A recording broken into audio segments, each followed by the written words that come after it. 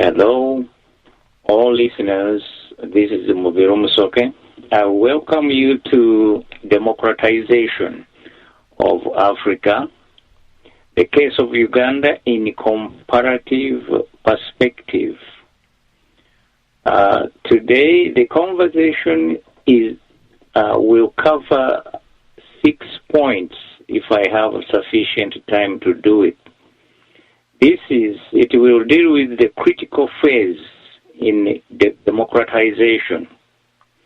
First, we will look at the issue of punishing war crimes and human rights violations during the transition after regime change.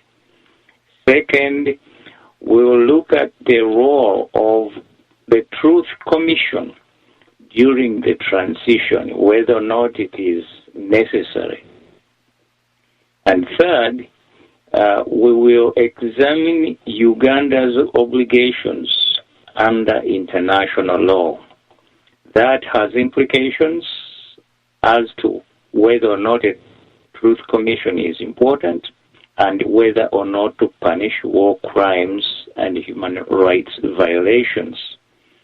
And the fourth topic will be the case of regime change in Uganda.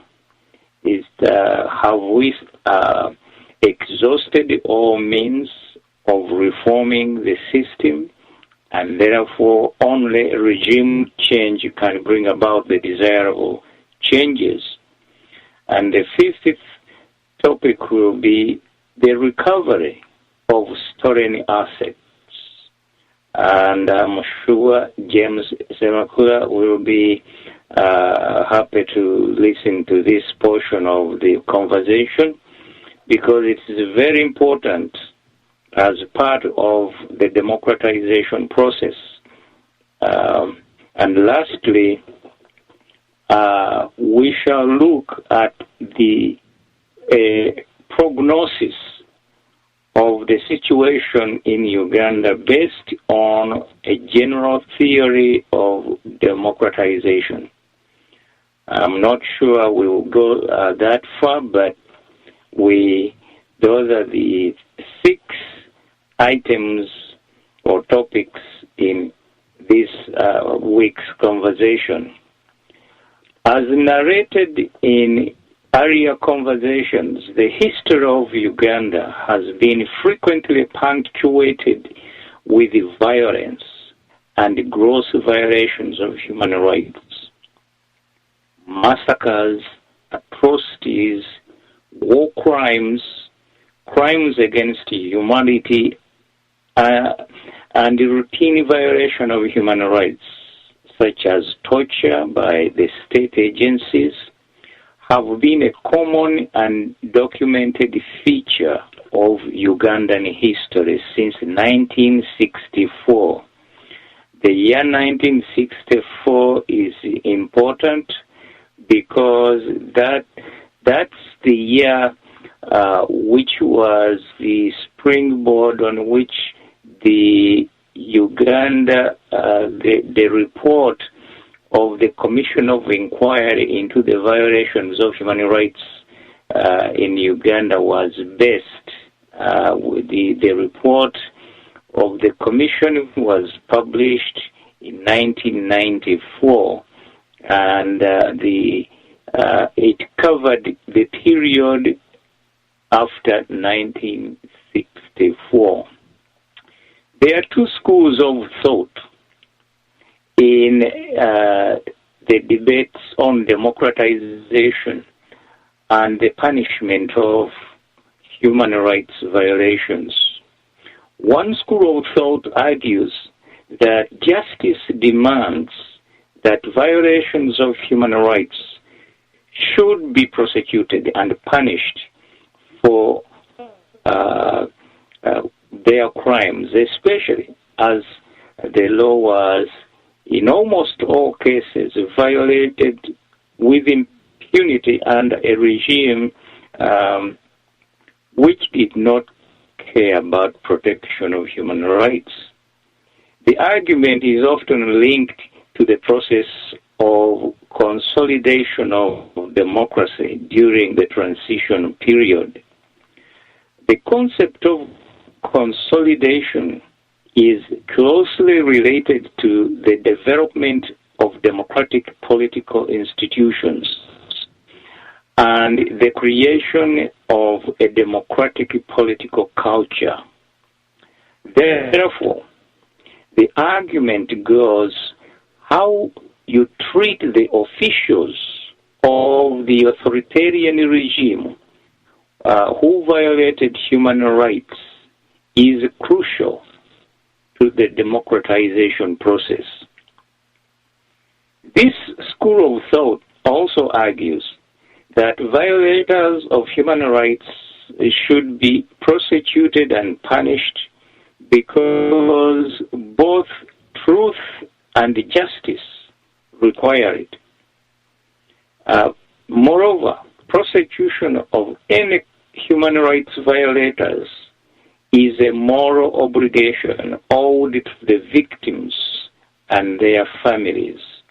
Second, the concept of democracy itself has a moral content, which means that no one should be above the law.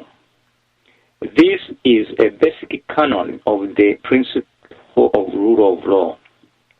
In addition, prosecution deters future violators of human rights. So it is important in the process of democratization. In the case of Uganda, this is a very important argument. When NRM came to power in 1986, violators of human rights under Obote and Amin were not punished. In fact, the violators were integrated into the new regime, apparently under the false belief that they would reform and behave differently under the new regime.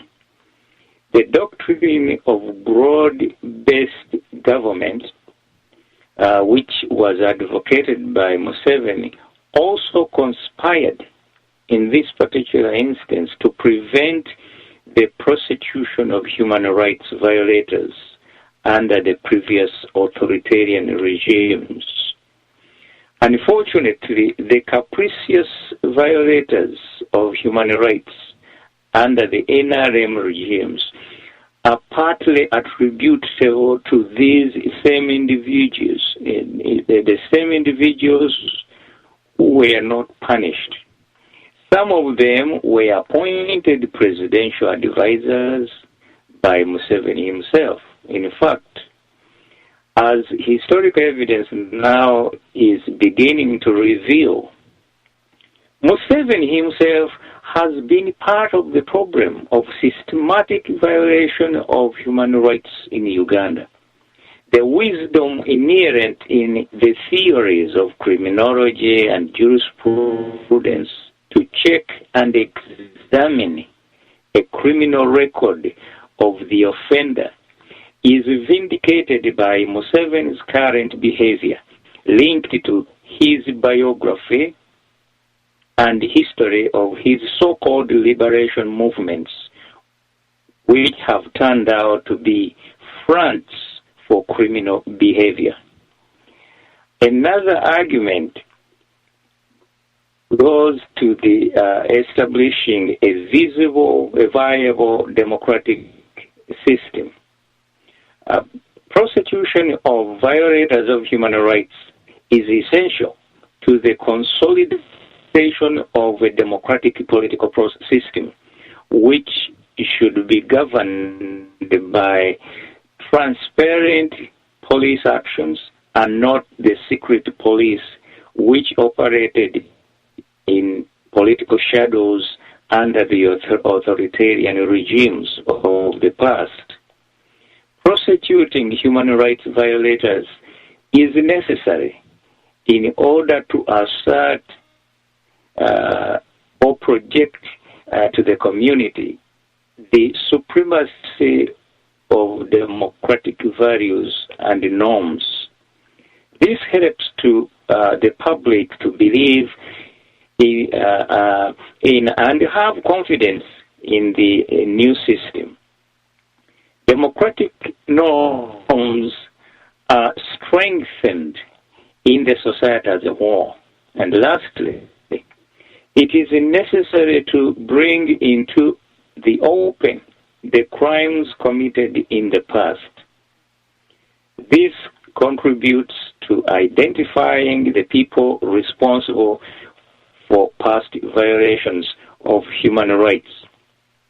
The second school of thought opposed to prosecution and punishing violations of human rights contends that for the sake of national reconciliation, the new regime should forgive and forget the perpetrators of human rights violations, because punishment opens all the wounds which should be allowed to heal quickly during the transition period. One argument contends that democracy should be premised on reconciliation and forgetting what happened in the past. Moreover, it is important, they argue, to avoid the retribution between groups for past human rights violations.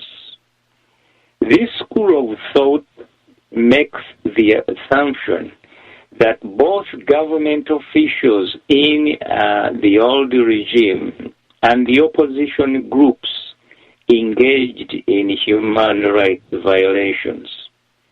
This would justify a general amnesty for all violators of human rights, making it easy to forgive and forget the past violations of human rights. In fact, it is argued crimes by the authoritarian officials were justified because they were committed in order to suppress terrorism of the opposition groups, which were then labeled insurgent and guerrilla groups. In South Africa, the ANC, Umkhonto weSizwe, and in Uganda, the NRM or NRA were accused of violating human rights during their liberation wars, respectively. The question to answer is whether the participation in violation of human rights by both sides is a good reason not to punish the actual violators of human rights. The argument rejecting prosecution further points out that many people and groups shared in the guilt for the crimes committed by the authoritarian regime. Under those circumstances, they argue a general amnesty is essential in order to establish a good foundation for democracy. There are positive and negative points in both of these schools of thought. In fact, when the NRM came to power in 1986, after fighting a vicious civil war in the Ruel Triangle, the second school of thought prevailed in the reasoning of the NRM. A broad-based government was formed supposedly to promote reconciliation. However, as we have clearly illustrated in earlier conversations, the principles on which broad-based government was based resulted in corruption, which later became an obstacle standing in the way of democratization of Uganda. Given the specific history of Uganda, we recommend that the first option of prosecuting and punishing the violators of human rights should be adopted. This will be part of the necessary process of social change essential in democratization. We should remember that democratization entails the internalization of new democratic norms by society. Prosecuting and punishing the violators of human rights norms will be part of this process of social change. An important component of regime change in Uganda should be the punishment of war crimes and blatant violations of human rights, such as the assault and indecent treatment or torture of women like Ingrid Turinawe, whose breast was grabbed by and squeezed by an arresting officer, not to mention many other atrocities committed by the police out of public view.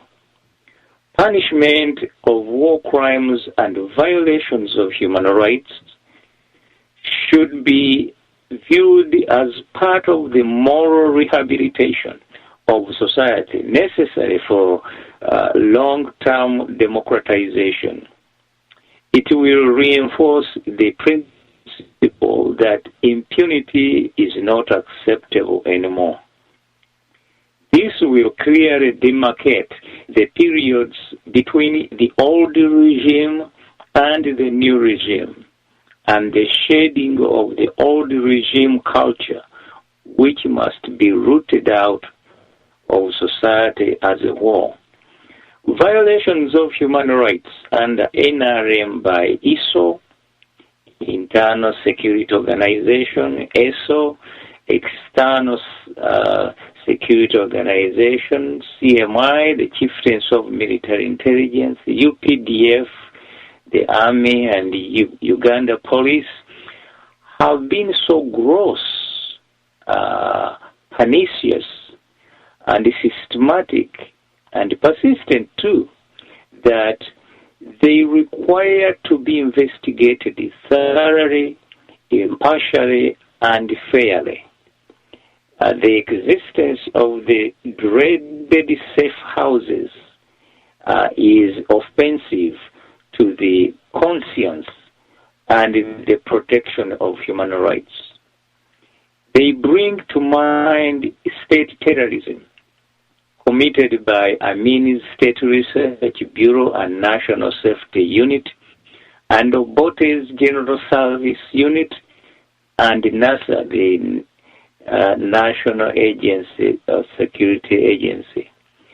None of the officials in these state agencies, which are responsible for rampant violation of human rights of thousands of Ugandans, were punished. Safe houses are an example of pathological pattern of the behavior of NRM officials, that the perpetrators of torture must be investigated by an impartial body and charged with all the crimes they have committed under the shield of political darkness, sectarianism, corruption, and sometimes blind political ambition or state terrorism. An NRM official recently tried to explain that nothing harmful goes on in the safe houses. We know that people's nails are pulled out and genitals mutilated in safe houses where NRM intelligence agents operate with impunity. The Uganda Human Rights Commission has rendered countless verdicts against the NRM regime agents and awarded billions of shillings in damages to victims of torture in Uganda. Therefore, there are many law enforcement officials who are capable of and therefore deserve punishment. If the police can brutalize Turinawe in the public and before the cameras, one can imagine what goes on in the so-called safe houses. Serumaga's case, this one happened in 2009 and was reported by Tebaile in the Daily Monitor. He describes how the Secret Service operates. The article in the Monitor online is Serumaga, what I saw and heard during that fateful period. In 2009, this particular incident confirms our reasonable suspicions. The shooting of innocent people at legitimate demonstrations in a public space protected by the Constitution and international law is also, so obvious that it requires that these violations be investigated and the violators punished. Such actions, as referred to, would tend to nullify such stupid and obviously false claims by NRM secret operatives that the so-called safe houses are actually safe. Whoever authorized these illegal activities must also be charged with the crimes they committed. And whoever superior officer ignores them also must be charged. So it is not only the actual perpetrator here we are talking about. The evidence is still fresh and the memories very painful. But before the culprits can be punished, the rule of law must take its normal course. There must be a fair and thorough investigation of the culpable chain of command and must be clearly established by the Truth Commission. Evidence of violation of human rights under NRM is astoundingly abundant. As we pointed out above, Uganda Human Rights Commission has awarded victims of torture large amounts of damages over a period of 10 years. For example, in 2008, the Uganda Human Rights Commission awarded 592,982 million shillings. In 2007, the Commission, just the Commission of Human Rights, awarded 440 million shillings in damages. And 2006, they awarded 368 million shillings. This is according to the annual reports of the Uganda Human Rights. And please note also that the amount of damages increases every year, implying that more violations of human rights are taking place instead of being reduced. If NRM administration was concerned about the issue and the rule of law and respect of the decisions of the Human Rights Commission. Unfortunately, most of the awards in billions of shillings in damages for violations of human rights have not been recognized and enforced by the NRM regime, supposedly due to lack of funds, after the money is corruptly diverted and it disappears in excessive supplementary budgetary allocations of billions of shillings for the State House every year.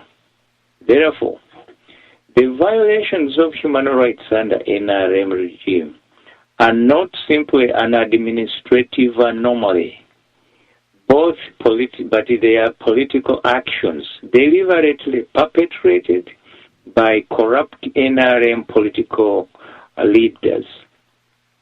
The situation is analogous to what happened under apartheid, where the so-called third force committed similar crimes and acts with impunity.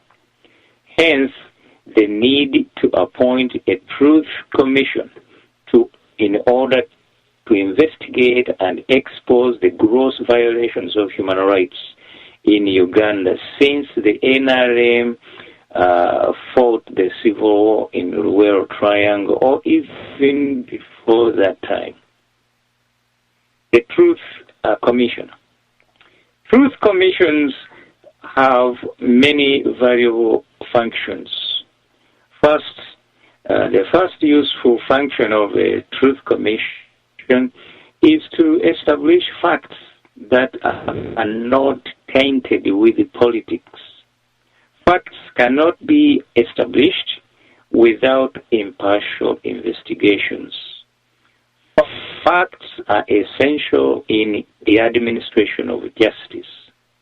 For example, the war in the North took so long and involved so much expenditure of scarce national resources without a visible result that people wonder how and why war, which was so disastrous to society but fought by desperate and funded criminals, lasted so long.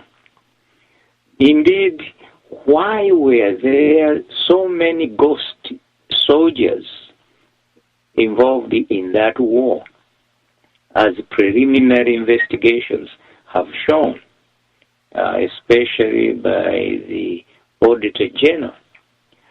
Corruption and gross violations of human rights violations were committed side by side. Second, when human rights are violated, the acts of violation are deliberate and necessarily malicious because they are politically motivated and directed against political opponents most of the time. They may also be direct consequences of corruption within the law enforcement agencies. Therefore, somebody is responsible for the violation of the human rights law, both national and international. The violator must be punished for his or her misdeeds as part of the process of democratization. The mission of liberation includes protection of human rights, enforcement of rule of law, and fair or impartial administration of justice. Establishment of the Truth Commission falls within the ambit of the mission of liberation. Third, from the experience of South Africa, it is clear that truth commissions contribute tremendously to national reconciliation as a part of the democratization process. When justice is seen to be done, society's political, ideological, ethnic, and racial anger is appeased and directed into the appropriate social channels, which allows reconciliation and forgiveness to take place. It is a hollow campaign in which some are engaged who believe that traditional norms of justice are sufficient to accomplish this task.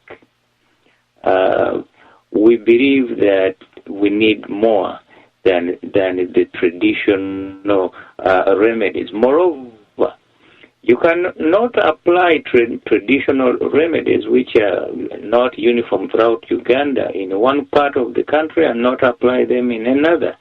For example, if you apply them in Acholi, so are you going to apply them also in Ruwero and Shigezi and Karamoja? So this point means that it is important to have a truth commission that has powers to investigate these issues as a fact finder and come to concrete conclusions and recommendations for action.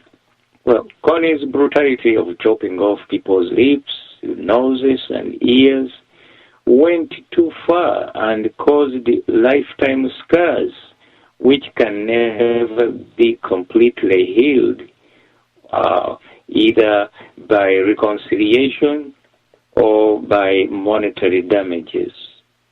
The arguments of the first school of thought outlined above are intended to deal with a situation like the one created in northern Uganda. The kidnapping of children and the raping of young girls are war crimes and crimes against humanity at the same time. These actions deserve severe punishment in a civilized world. Connie has already been indicted by the International Criminal Court. Moreover, the actions of the Truth Commission have to be seen as national actions that involve the collective participation of all Ugandans in reviewing and scrutinizing the dark spots in the history of the country, rather than as acts affecting a specific ethnic group within which traditional justice must exclusively be administered. Connie's crimes are national issues and therefore require a national solution.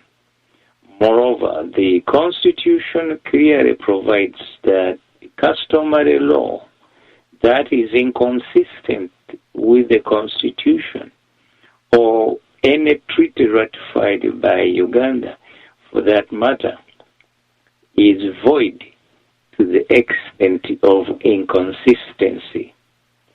Fourth, truth commissions positively contribute to nation building since they promote national reconciliation. South Africa is far more united today, both racially and ethnically, than it would have been without a truth commission, which exposed the dark secrets of apartheid. Black-on-black violence of the 1990s has practically disappeared, and racism, dating back centuries to the 1600s, is on the rapid decline. Social change will do the rest in the long run. Truth commissions are therefore essential to the resolution of political disputes that would otherwise fester and haunt the nation for generations to come, as the case of Turkey clearly demonstrates. All those who preach national unity in light of the history and the contemporary experience should support the idea of establishing a truth commission in Uganda as part of the process of democratization. The prognosis here is not very good because it is anticipated that setting up a truth commission will be opposed by many in the NRM regime whose political sins and the violations of human rights may be exposed by the Truth Commission. Now we turn to Uganda's obligations under international law, because if there are obligations, if Uganda has obligations under international law, those obligations definitely override even the national obligations. And therefore, we must conform to what international law provides. There are three ways states assume legal obligations under international law. Legal obligations may arise from customary international law. We shall refer to these obligations as general obligations assumed by the state automatically by virtue of statehood. There is a debate in the U.S. currently whether customary international law is automatically binding on U.S., that is, self-executing in the federal government, or whether Congress must first take legislative action before customary international law creates binding obligations on U.S. This debate, in my opinion, seems to be more ideological than jurisprudential. For an analysis of this debate, those of you who want to pursue it, you can read an article which was published in 2007 in the Harvard Law Review. It was written by Bradley and Goldsmith, and its title is SOSA, Customary International Law, and the Continuing Relevancy of ERI. That's a name of a case in the United States. So obligations created by international customary law are not assumed voluntarily. Once created, they are automatically binding on the states because they are international norms imposing universal obligations on all members of the international community.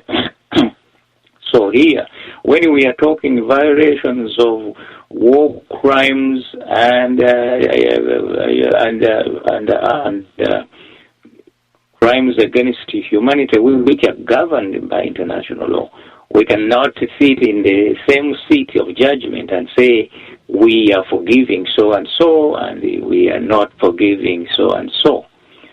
There must be a uniform, general principle that applies consistently throughout whatever decision we are making. There are no exceptions for states to voluntarily opt out of or stipulated reservations to customary international obligations. We therefore designate these obligations as general because they are binding on all states without exception, because they are created by the normative behavior of states acting collectively. Uganda has also assumed specific obligations, apart from the general obligations under customary international law.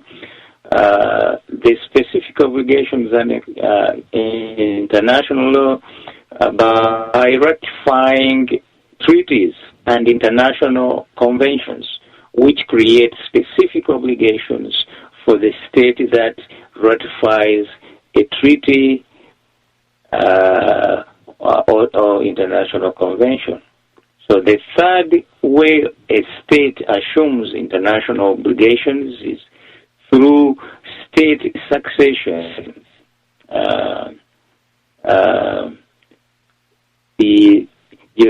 Uganda succeeded to international obligations which existed prior to independence in 1962 and continues to be bound by its obligations under the international law.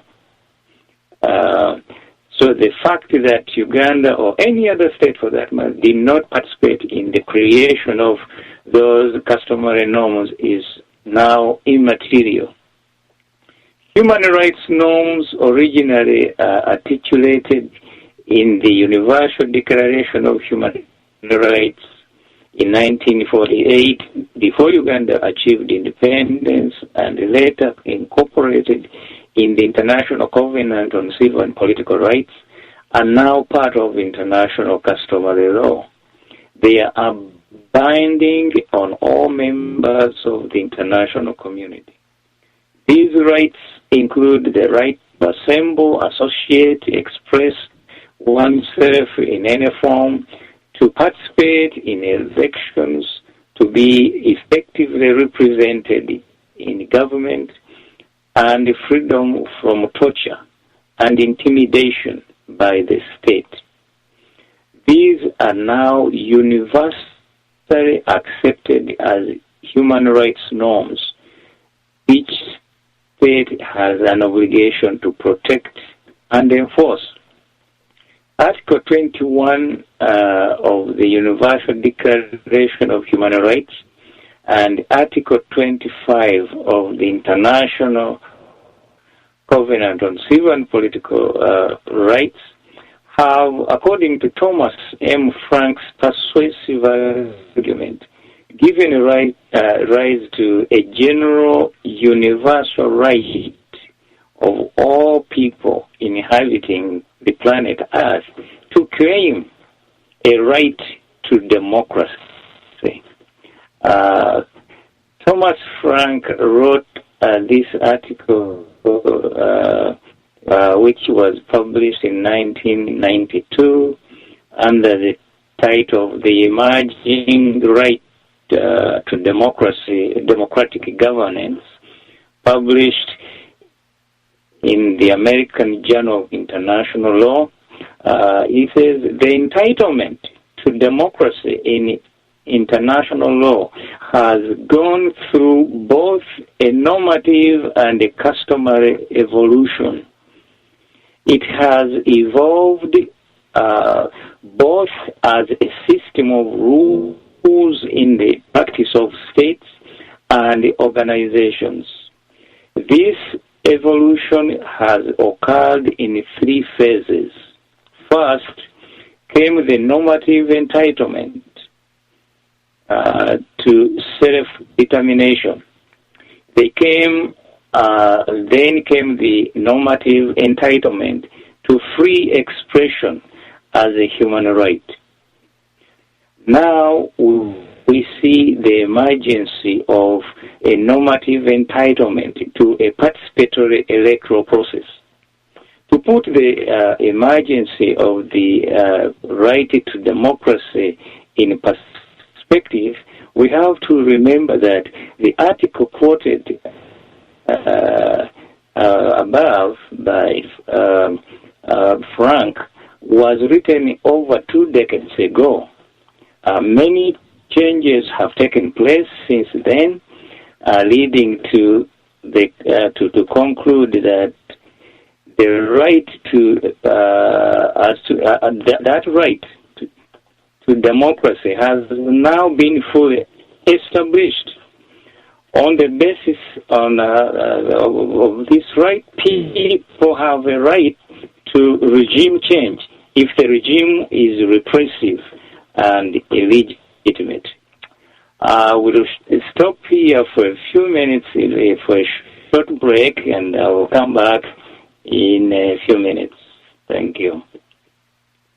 You are listening to Voice of Uganda Radio, the mouthpiece of all Ugandans, wherever they may be, to voice their problems without fear of any retribution. The Voice of Uganda Radio works in sync with FADU, the Federalist Alliance of Democracy and Development in Uganda. FADU is an organization that was formed to work as a platform for all Ugandans at home and outside, to work synergistically to liberate our mother Uganda from the ruthless invaders that have sucked it dry. Therefore, FADU invites all able Ugandans to act now and save the Ugandan humanity that is being slaughtered, destroyed, and robbed by a few people unworthy to call themselves Ugandans. Many people are crying for action in Uganda as they languish in misery.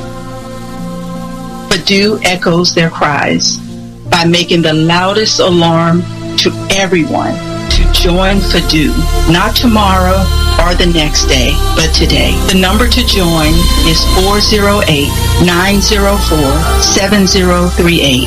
The email is info@fadu.org. Fellow citizens, we call upon you to practice resistance and protest against Museveni. We call upon you to oppose strongly the Museveni government, which is responsible for the downfall of Uganda. It is important to know that Museveni is afraid of the millions of people who are living for that day, for the light of day when Uganda will be liberated from his dictatorial regime. Fellow citizens, it's been 24 years of dictatorship. We should all know that at present our drive for freedom has already grown so strong that Museveni has already begun to change his tactics. We call upon people to participate, to organize silent stand-ins for a free Uganda. We call upon people to demonstrate that we're tired of him. We call upon governments in the United States of America and abroad, people in responsible positions, politicians, only to act in the service of peace, justice, and freedom for Uganda. We call upon people to use all legal and imaginative means and methods in order to ensure peace, justice, and freedom for Uganda. We call upon people from the north and south, from the east and west, and yes, from the central province of Uganda to be loyal to one another. We must preserve our loyalty to human dignity. We call upon people once again not to wait until it is too late to begin thinking about a free Uganda. We call for a new attitude. Arise, fellow citizens, arise. Let us fight for a free Uganda. Museveni must go. Eno ekolaganira wamu n'ekibiina ekya Federalist Alliance of Democracy and Development in Uganda, FADU. Ebigendererwa by'ekibiina kino kuzza mirembe, enkolagana ey'awamu, obwenkanya, okuggyawo enkola y'omwana waani, n'okusosola mu mawanga, okutulugunya, okulya enguzi, ebikudde ejjembe mu Uganda. Era kirwanirira okuzza enfuga eya demokrasiya mu Uganda. Ekibiina kino kye kisookedde ddala okukubiriza buli muntu yenna okukyegattako awatali kusosola mu mawanga n'enzikiriza oba ekitundu omuntu kyalimu mu nsi yonna. Kino kye kiseera twegatte tusobole okuzza obupya ensi yaffe Uganda edobonkanyizibwa. Buli eyandyagadde okwegatta ku kibiina kya FADU kuba ennamba eno 1-8-4-7-3-8 oba weeyambise. Hello. Yeah, we are back to proceed with our conversation on democratization of Africa, the case of Uganda in a comparative perspective. The last point I was making was about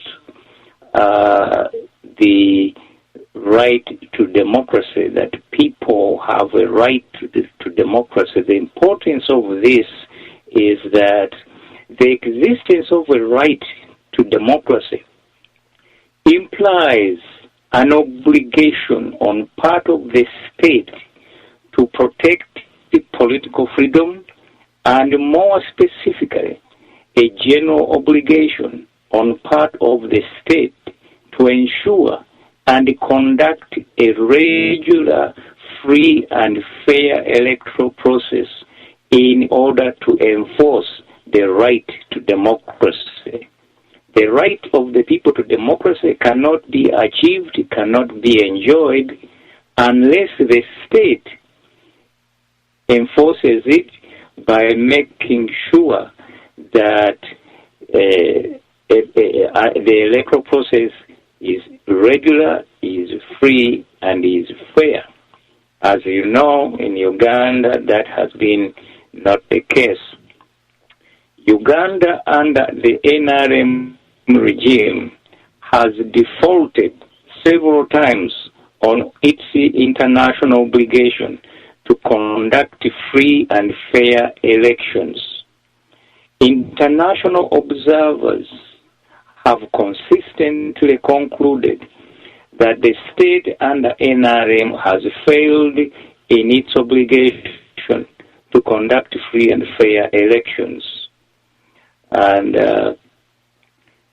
clearly that means that the Ugandans, their rights have not been protected.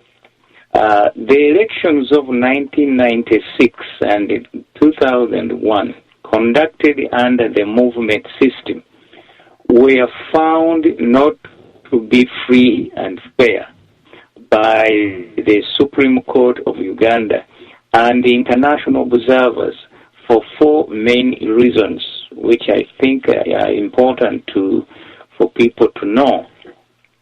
First, there was violence, harassment, and intimidation of the voters and the leaders of the opposition by the state armed forces.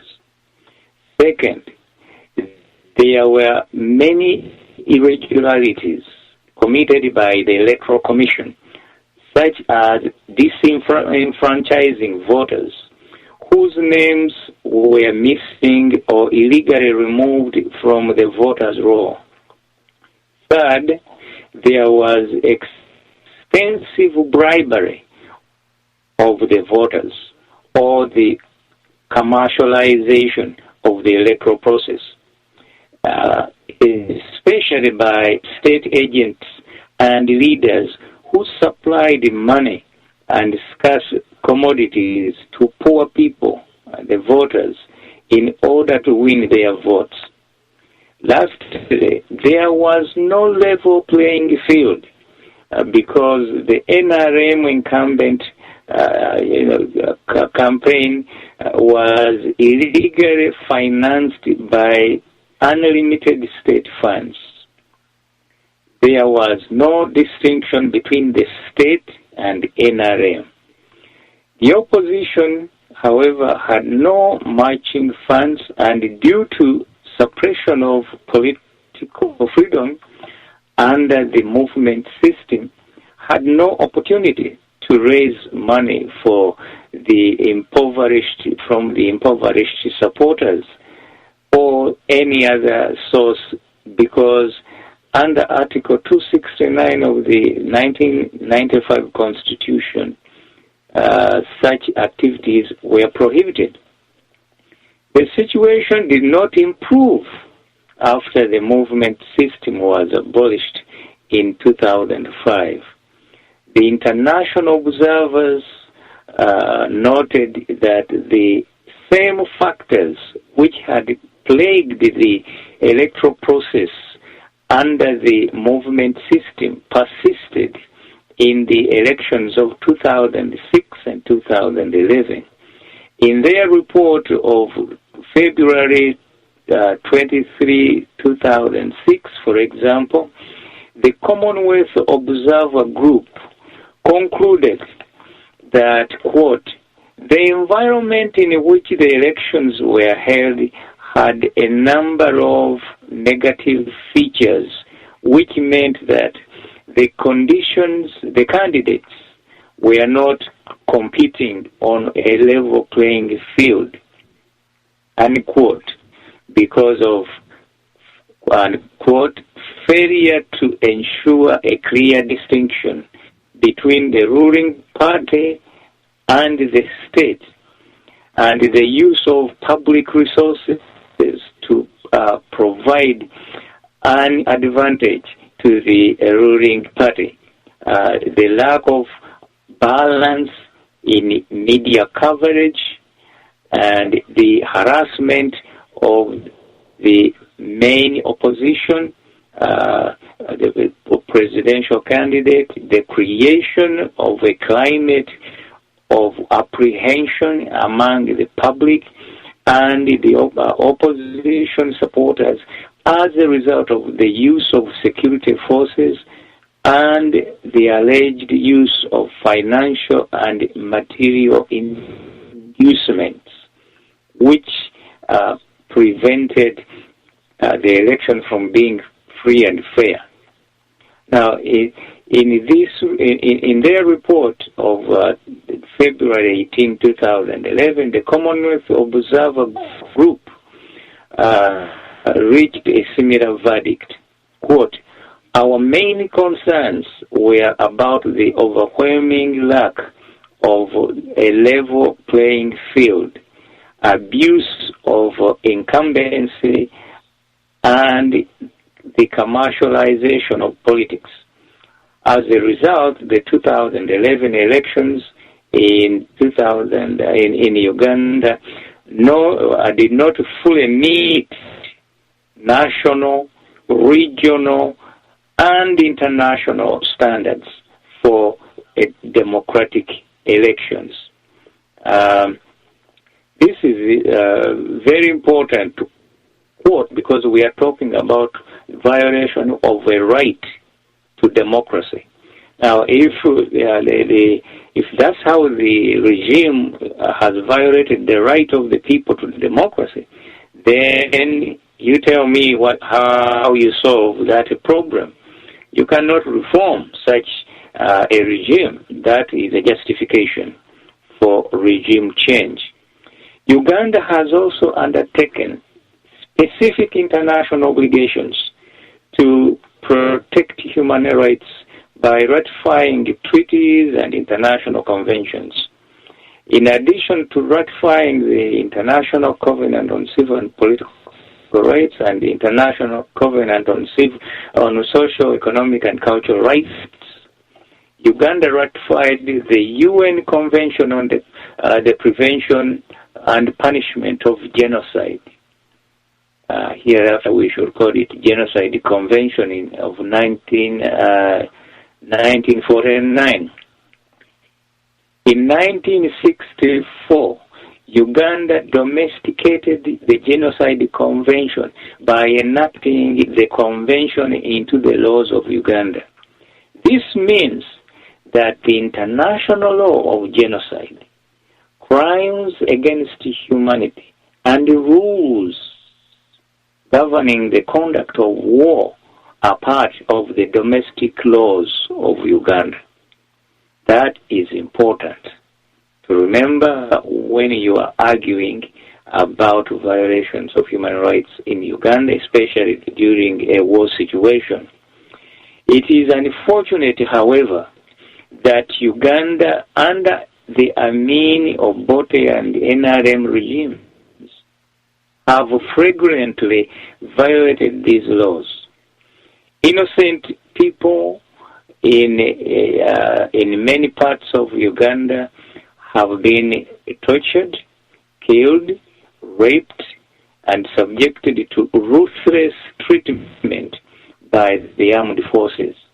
Entire populations in Uguero Triangle and the Acholi, amounting to millions of individuals, including women and children who were not combatants in the war, were forced to move and live in abominable camps as internal refugees.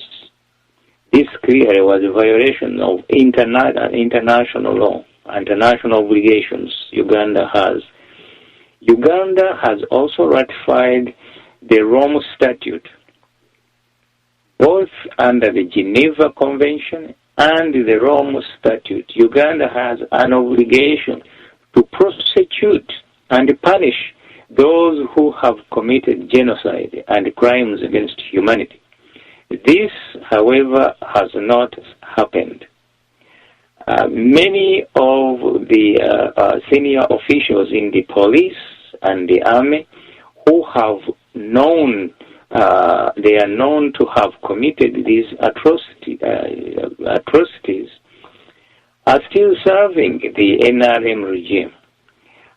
Because of this apparent conflict of interest, we proposed that the establishment of the Truth Commission to look into these allegations.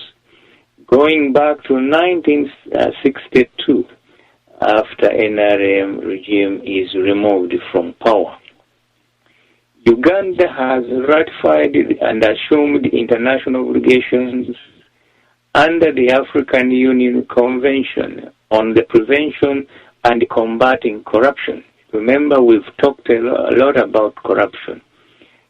The African Convention of 2003 and the UN Convention Against Corruption of 2005. In spite of its international obligations under the African Convention and UN Convention to fight corruption, the NRM regime is now recognized as the most corrupt regime in the history of Uganda. The African Convention imposes an obligation on the government of Uganda to prohibit acts of solicitation or acceptance of value or benefit in exchange for performance of public functions. But as you know, you go to renew your passport, and they ask you for chai, and that's a violation of this convention. When you pay value for the performance of a public function. Diversion of state property to one's benefit or third party is prohibited under this convention. And even more important, illicit enrichment. Illicit enrichment is also prohibited under the Anti-Corruption Act of 2009 in Uganda. The NRM regime has been involved in numerous scandals in which donor funds and taxpayers' money has been diverted into personal accounts of NRM officials, converted into personal private property, and government officials have openly engaged in expensive illicit enrichment. This is not a problem which can easily be dealt with without regime change. For example, the NRM regime has complied with the African Convention, which requires parties to the African Convention to adopt legislative measures to prevent illicit enrichment, laundering of proceeds of corruption, convert, transfer, or dispose of proceeds of corruption to ensure that citizens report corruption without fear, and designated the public officials to declare their assets at the assumption of office and enact a code of conduct. In spite of the fact that the required legislative measures under the African Convention have been taken by the NRM regime. The corruption has not been controlled because we have no democracy. As I have persistently pointed out, it's only democracy that controls and punishes corruption. So the real missing link is the democratic process, which enforces accountability to which Ugandans are entitled by virtue of international law as a human right. So the case for regime change is clear.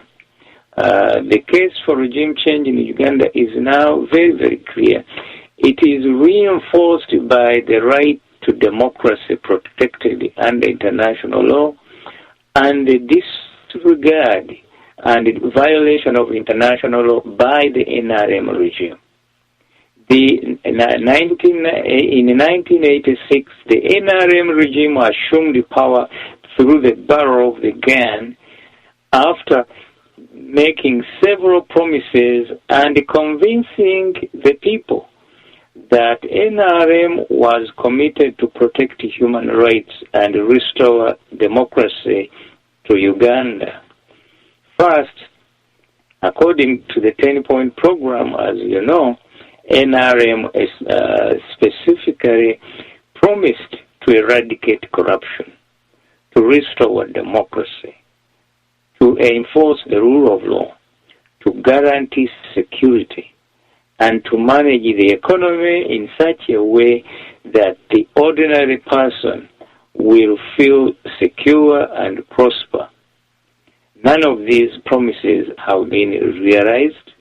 The situation in Uganda, on the average, is worse today than it has ever been. In his speech on June 4th, 2009, President Obama had in mind a dictator like Museveni. President Obama pointed out in his speech that, quote, there are some who advocate for democracy only when they are out of power. Once in power, they are ruthless in suppressing the rights of others. No matter where it takes hold, government of the people and by the people sets a single standard for all who hold power. You must maintain your power through consent, not coercion. You must respect the rights of minorities and participate in a spirit of tolerance and compromise. You must place the interests of your people and the legitimate workings of the political process above your party.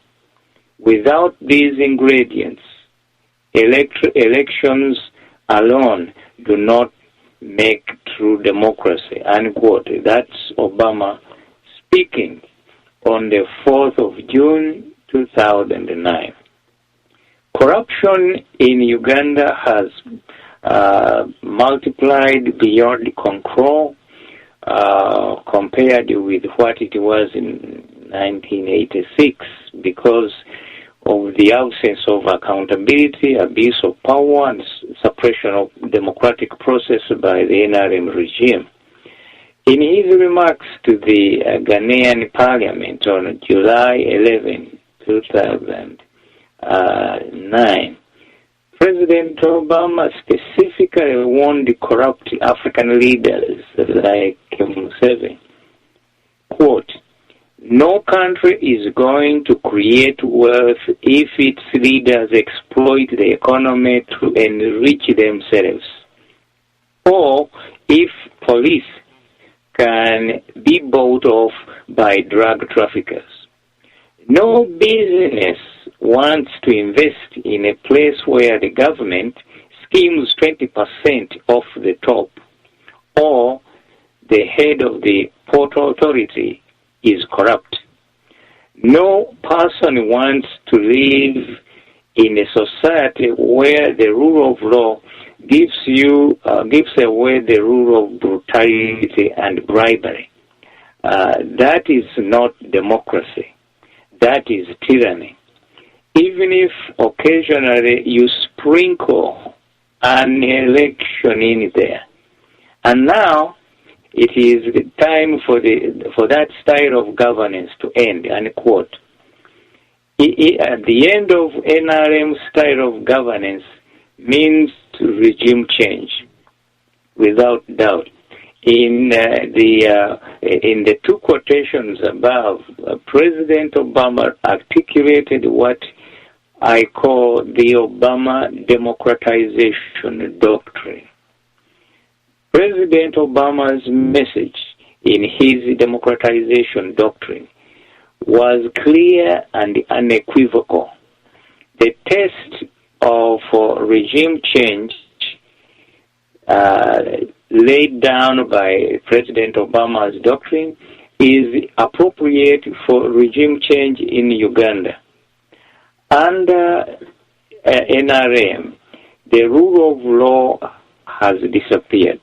Corruption has rendered the enforcement of rule of law impossible and has mutated into organized crime, as we did indicate last week, and soon may breed terrorism. The capital of Kampala is now infested with organized criminals armed with lethal weapons. This is a new phenomenon which has never existed in Uganda before and has created conditions likely to be and have already been exploited by terrorists. Having removed term limits from the Constitution, there is no other option except regime change, since a free and fair election is impossible under NRM regime. We have presented enough evidence to justify regime change in Uganda. The urgency of the situation is made clear by Museveni's devious politics. The bankruptcy of Museveni's politics is revealed by his clamoring for incoherent visions which make no sense, are irrational and certainly unrealistic. Their sole purpose is to delude the people into believing that NRM is capable of reform and being democratized. After the execution of the 10-point program failed, Museveni is now promising the impossible. In his State of the Nation speech on June 6, 2013, Museveni promised Ugandans a new 2040 vision, under which Ugandans will live in an economy comparable to that of developed countries like the U.S. within 17 years, despite of the fact that his tenure in power for 27 years has failed to improve the lives of the ordinary Ugandans. The infrastructure has decayed, schools have crumbled, health centers have become incubators of disease. These conditions have discouraged foreign investors to risk their money in the Ugandan economy. Due to uncertainty and the suppression of political freedom, the situation in Uganda will predictably get worse. Museveni has not only resorted to outright deception. In his speech at the UN General Assembly on September 24, 2013, Museveni falsely claimed that Uganda has either already achieved or is about to achieve the MDGs, Millennium Development Goals, as it's expected by the UN. Museveni, for example, said, quote, in spite of some mistakes by some of our actors, always the fault is somebody else's, Uganda has been able to achieve and will achieve the following MDGs by 2015. 1, eradicate extreme poverty and hunger, already achieved, he says. 2, achieve universal primary education, already achieved. 3, promote gender equality, already achieved. 4, reduce child mortality, achieved. 5, improve in maternal health, slow but achieving it. 6, combat HIV/AIDS, malaria, and other diseases, on the track except for new AIDS infections. 7, ensure environmental sustainability by increasing the electrification of the economy so as to stop the cutting of forests for firewood or enku, and for primitive agriculture by modernizing agriculture and shifting a greater portion of the population to industry away from agriculture. That's a speech by Museveni very recently, full of lies, and everybody knows that, including Museveni himself, by the way. In spite of the statistics, there is a saying that statistics by themselves do not lie. Only the people who cite them use them to lie. From a philosophical perspective also, we can look at the same picture. It is one thing to have knowledge of the existence of a fact. It is quite another to understand the meaning of the existence of that fact. I believe that Museveni is seriously afflicted with both the statistical disease and the philosophical defect. In his Independence Day speech, Museveni used a lot of statistics to try to prove how well his regime has performed during his long tenure. Museveni's use of statistics is not only misleading but actually deceptive and a deliberate misrepresentation of facts. Museveni, for example, argued that the economy has grown by 16 times from $1.55 billion in 1986 to $24.5 billion in 2013.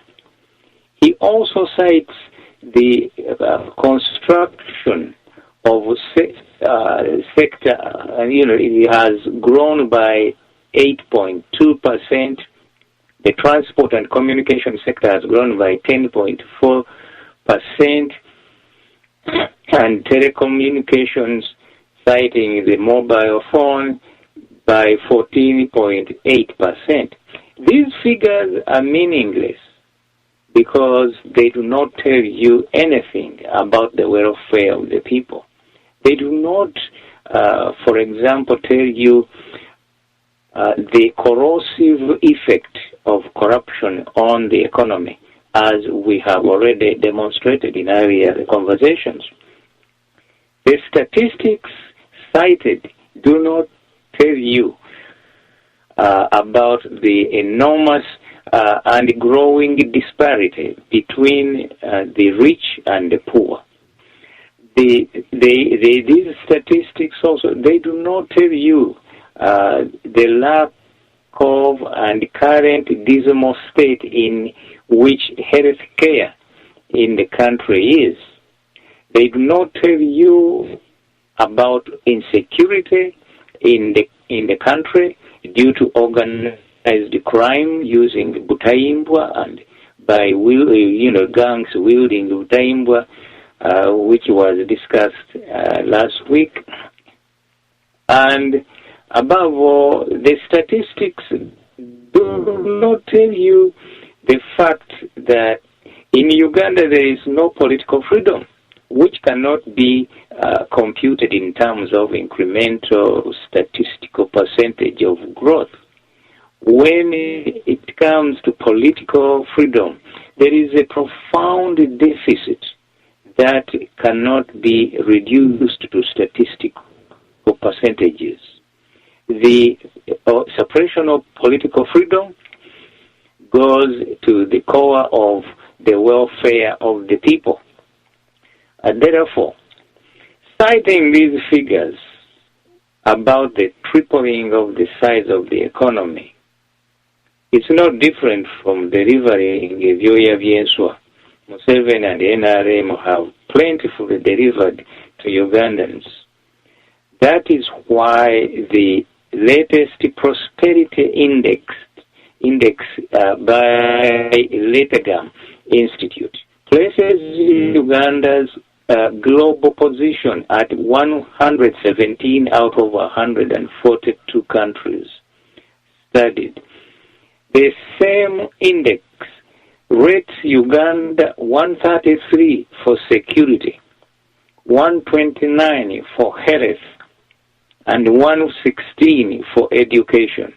And yet, in a preceding speech delivered 2 weeks earlier at the UN on September 20th, Museveni went out of his way to lie that Uganda had achieved the MDGs and so on, which I've just cited. When we look at the transport and communication sector, we find that the mileage of road construction has not increased since independence. All the growth in the transport and the communication sector is restricted to repairing the old roads. The money spent repairing is what Museveni is measuring, not the creation of new infrastructure which had been constructed by the colonial regime. For example, the old Jinja Road, which goes through Bukunja territory, my territory, is still Maram Road. The only difference today on Bukunja Road is that now the road is in terrible disrepair and full of potholes. The usable railway line in Uganda has decreased from 1,300 miles to below 300 miles. Moreover, we should also remember that the Ministry of Works, headed by Nasasira for a long time, is rated as one of the most corrupt in the country. This brings me to the important subject of recovery of stolen assets. Another important component of regime change that closely touches our prognosis is the recovery of stolen assets. That is, rectifying what corruption has done to Uganda. The estimates of stolen assets in Uganda during the last quarter of the century under NRM regime exceed the GDP of the country, estimated at $25 billion. Therefore, no democratization of Uganda can ignore recovery of stolen assets of Uganda. The stolen assets are the result of the corruption and the violation of the rule of law perpetrated by the NRM regime and its allies. The same principles on which punishment of war crimes, crimes against humanity, and violation of human rights also applies to the recovery of stolen assets. This will not be easy, but the prognosis is good. New techniques of tracing money laundering, are now available. Recovery of stolen assets is inseparable from fighting corruption and the restoration of the rule of law. This process goes to the very essence of democratization. Under the old regime of international law, Switzerland used to be a haven or destination of stolen state assets, which were almost impossible to recover due to the veil of secrecy under the old banking laws. This is not true anymore. After bin Laden attacked the U.S. on September 11, 2001, and a new regime of banking laws and regulations was globally enacted and tightened to prevent money laundering while suppressing terrorism. In addition to UN Convention Against Corruption I cited, which was signed in 2003 and came in force 2005, it has revolutionized and intensified the war against corruption and stolen state assets. In Uganda, Uganda is a signatory to the UN Convention Against Corruption. The main purposes of UN Convention Against Corruption are A, to promote and strengthen the measures to prevent and combat corruption more efficiently and more effectively. To promote and facilitate and support international cooperation and technical assistance in the prevention of and fight against corruption, including in asset recovery. And third, to promote integrity, accountability, and proper management of public affairs and public property. The UN Convention against corruption, which Uganda has signed, many other countries have signed it. So they are obligated to cooperate if, for example, Uganda's assets are in South Africa or even Rwanda. The countries which have signed this convention have an obligation to assist in providing the information required or requested by the person investigating, and to make sure, as I've written, I've just read to you these three objectives of the convention, to make sure that stolen assets are not only discovered where they are also repatriated. One of the objectives of the convention is to prevent corrupt practices and illicit fund transfers. For the first time, the convention criminalizes corrupt practices at the international level. The convention also facilitates the support of international cooperation and technical assistance in dealing with corruption. This means that all states that are parties to the convention must cooperate and assist any state that seeks to recover stolen assets. But even more important, the Convention sets out procedures to return illegally transferred funds to their countries of origin and the proper management of public affairs and public property. Whereas these measures may look radical and revolutionary, they are in fact the logical consequences of globalization, especially in trying to track illegal trafficking, terrorism, and money laundering, on which trafficking and terrorism depend. So you can see circumstances are such that they are now aiding us to fight, to recover stolen assets. Democratization of Uganda is compatible with these objectives.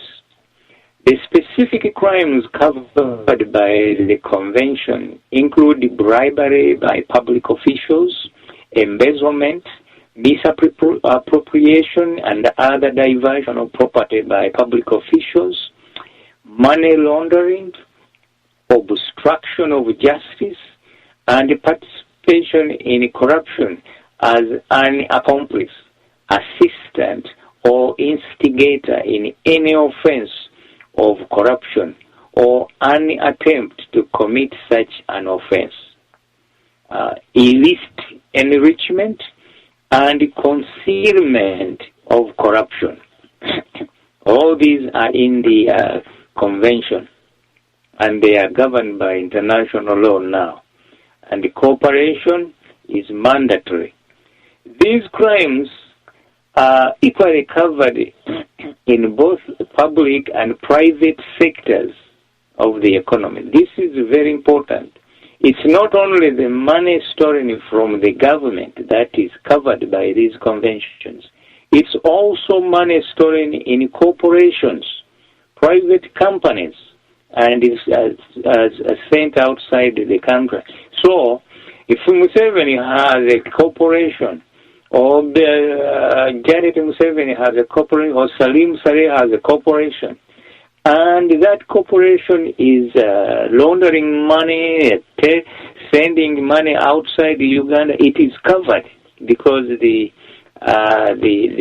convention covers both the private sector and the public sectors. This means that money stolen from government and converted into private business assets is covered and recoverable.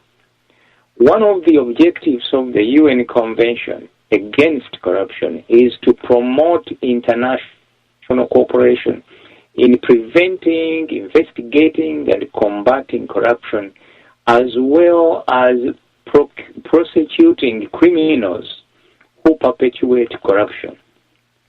These objectives fit very well in the concept of regime change.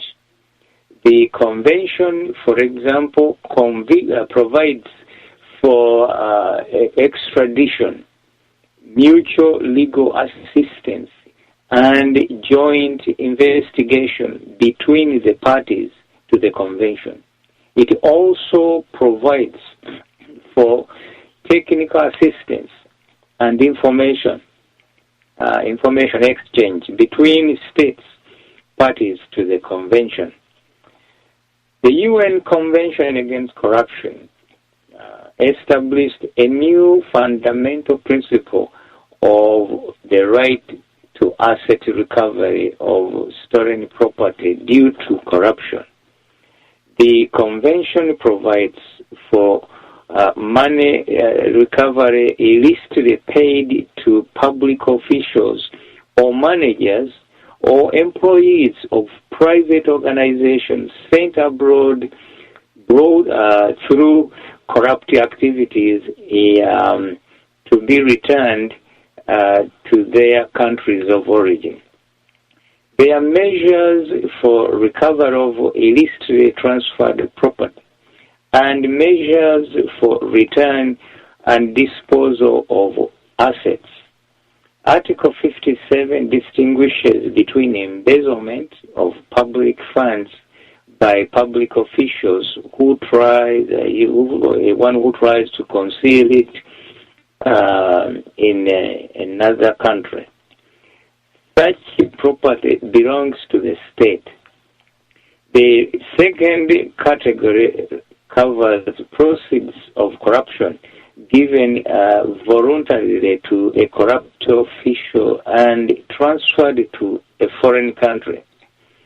The state may recover such assets if the state establishes that it suffered damage as a result of transfer of such assets.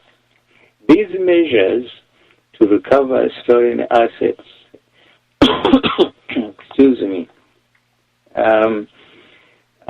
may make the prognosis of democratization in Uganda more difficult, but they are essential to the future political stability and financial health of Uganda. Moreover, the fact that stolen assets can be recovered will serve as a deterrence against corruption in the future. The incentive to steal state assets and hide them in a foreign country will practically disappear if the risk of being caught is high. Changes in the banking laws contribute to the drying up of secret accounts, for example, in Switzerland. On October 1, 2010, Switzerland enacted the Federal Act on restitution of assets of politically exposed persons obtained by unlawful means, in short called Restitution of Illicit Assets Act, or RIAA. Article 1 of the Act spells out the general purpose of the Act. As soon as assets illicitly acquired are identified in Switzerland, they are subject to being frozen. The definition of the individuals who exercise power under Article 2 of the Swiss Act include 1. Individuals who exercise or have exercised a high public office abroad, politically exposed persons, as they are called. This category includes specifically heads of state or government, high-ranking politicians, high-ranking members of the administration, the judiciary, armed forces or national political parties, and senior executives of state-owned corporations of national importance. Or, number 2, natural or legal persons who are closely associated with politically exposed persons for family, personal, or business reasons, that is, close associates. All those are covered. So, if our money is in Switzerland, many years the worst place to have your money laundered is now the best place to recover stolen assets in Europe. So, the principle on which the Swiss law is based under Article 8 of the Act is to improve living conditions of the people of the country of origin. This is very interesting, that the purpose of the act was looked at the improving the living conditions of the people where the money came from. And two, to strengthen the rule of law in the country of origin to fight the impunity of criminals. Can't sound better than that, can it? The purpose for which the act, the Swiss Act that is, was enacted is a noble one.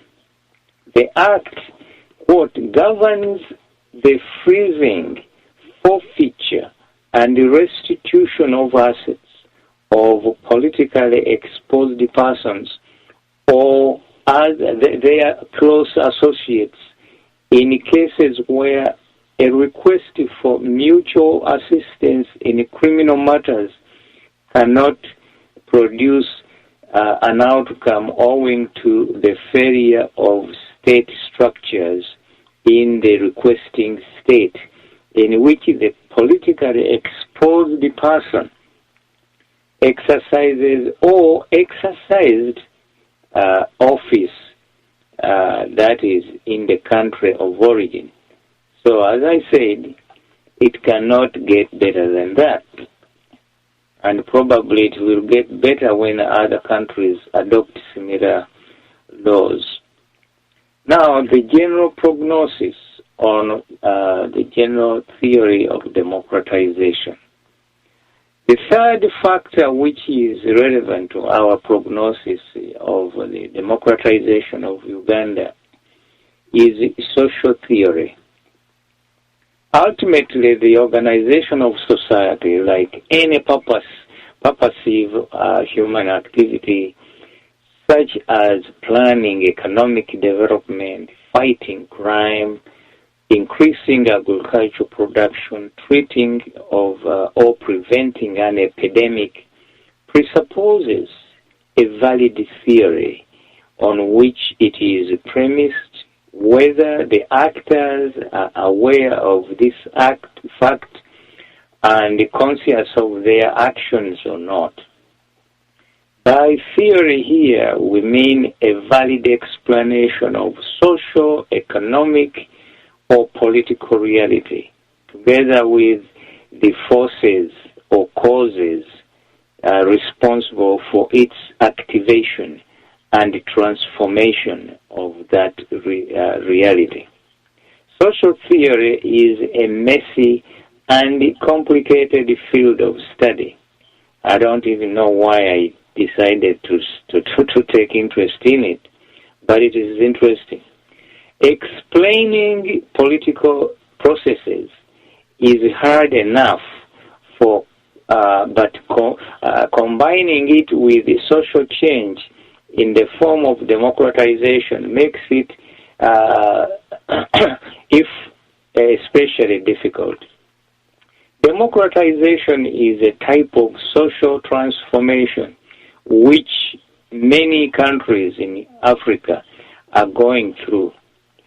Are there any rules, general laws of history that should be followed in the process of democratization? Is democratization a form of social change that is inevitable, that is governed by the laws of social change? If so, what are these laws? Answering these questions will help us formulate a better prognosis for democratizing Uganda. It is therefore important to bear these questions in mind as we grapple with the formulation of our general prognosis of democratizing Uganda. First and foremost, we have to assume that democratization, being a purposive human process, is caused, that is, it is a consequence of social causation. This means that people under specific circumstances express and feel a desire for change, and if they are denied a right to achieve that change, they demand it by force if necessary. Democratization is about the state acknowledging the enforcing of the rights of the people to freely associate, assemble, express themselves. What makes democratization a complex process is the fact that people have rights protected by law, which has evolved over a long period of time. These rights should be respected by the regimes in power, but these rights are more often violated than respected by undemocratic regimes, inevitably causing movements for democratization against oppressive regimes. A social theory of democratization must objectively explain the general process of social organization, in this case, the process of democratization, without dictating the political postulates that are rooted in ideology, but rather to appear as if they are scientific prescriptions, factual statements, or propositions that must be followed regardless of their being invalid or incompatible with a valid social theory. Democratization is also about both explaining a specific political process and articulating the values on which democratization is dictated by historical and political factors or forces.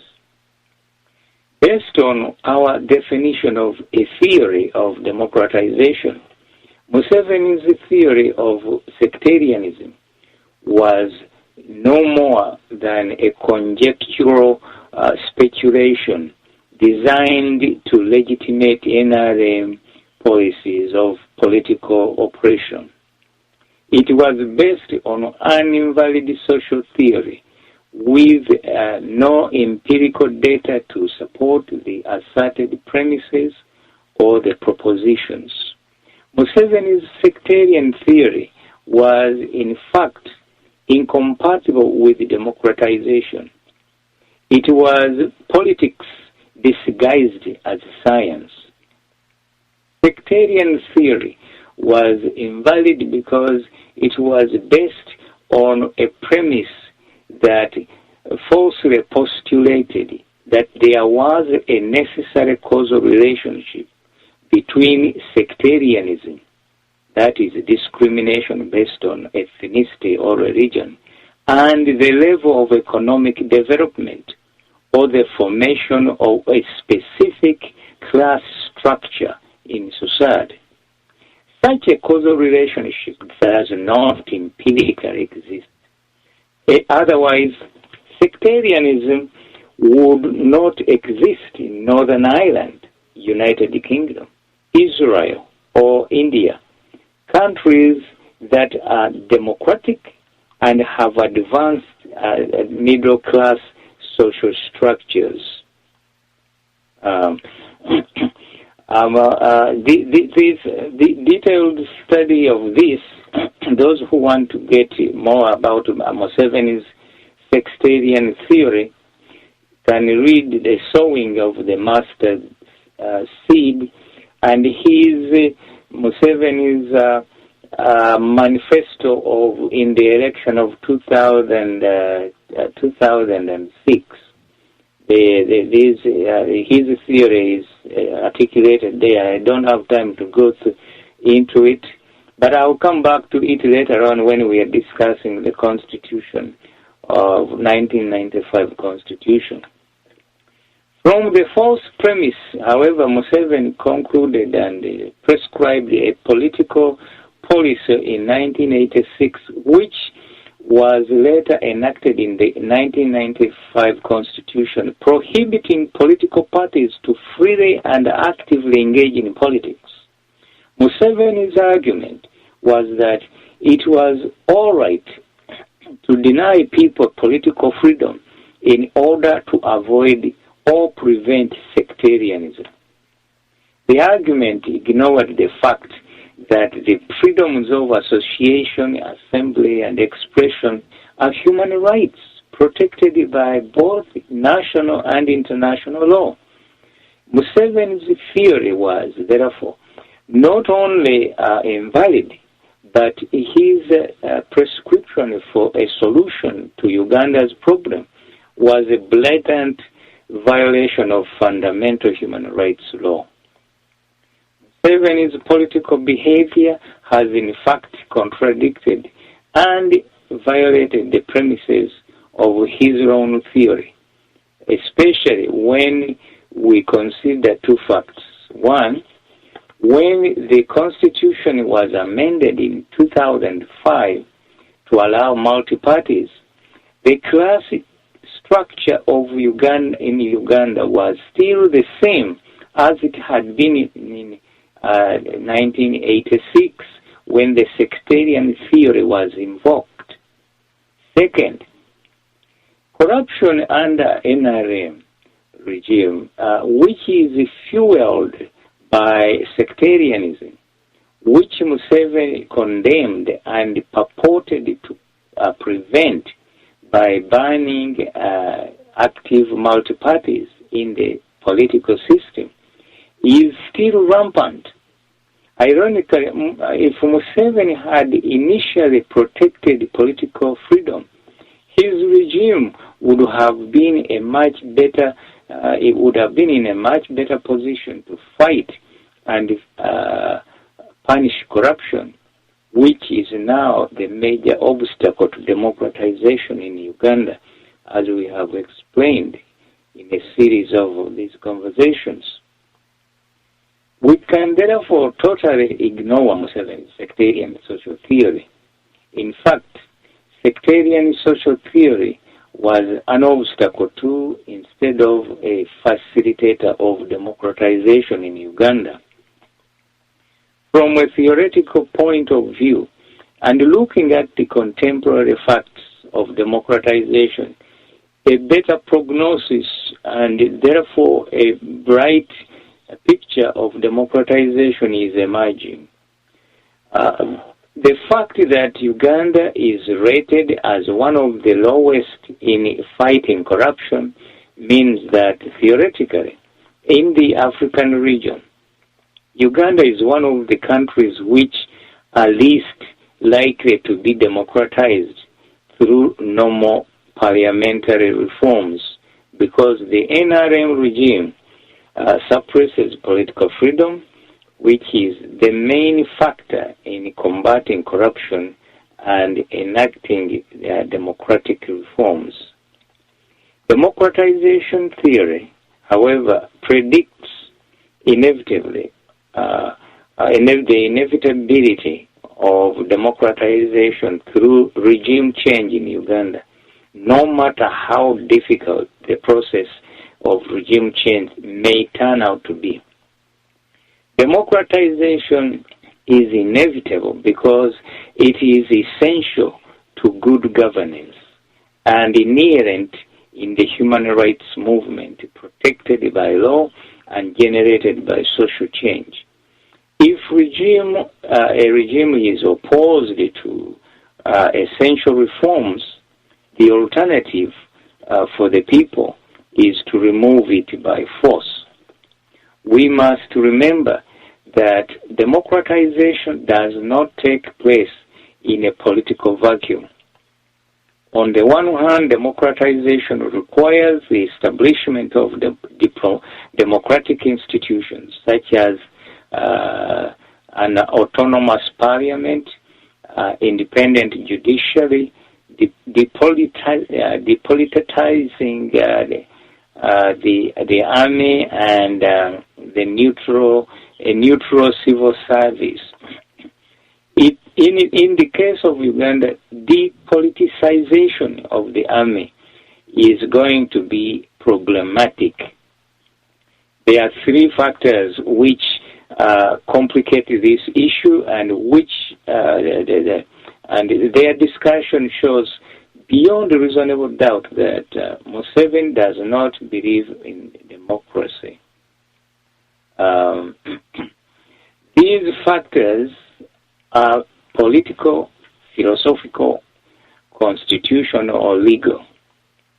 From the political perspective, Museveni, who condemned Obote for recruiting an army that was dominated by northerners, that is, Obote politicized the army through ethnicity, Museveni has created a similar army in which the commanding officers are predominantly from the one ethnic group. Museveni has, therefore, no moral ground to criticize Obote's ethnic military policies. Museveni lives in a philosophical vacuum.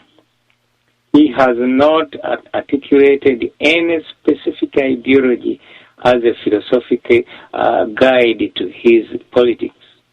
He behaves as a corrupt capitalist, but we know that he has never disavowed the close links that connected him with his socialist communist political heroes, Julius K. Nyerere, Muammar Gaddafi, Fidel Castro.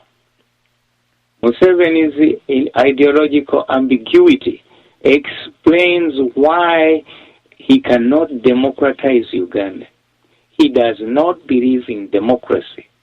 Museveni's policies, behavior, and political connections are sufficient to convince us that he is one of the biggest problems to the democratization of Uganda. Museveni has indoctrinated the army according to his political interests.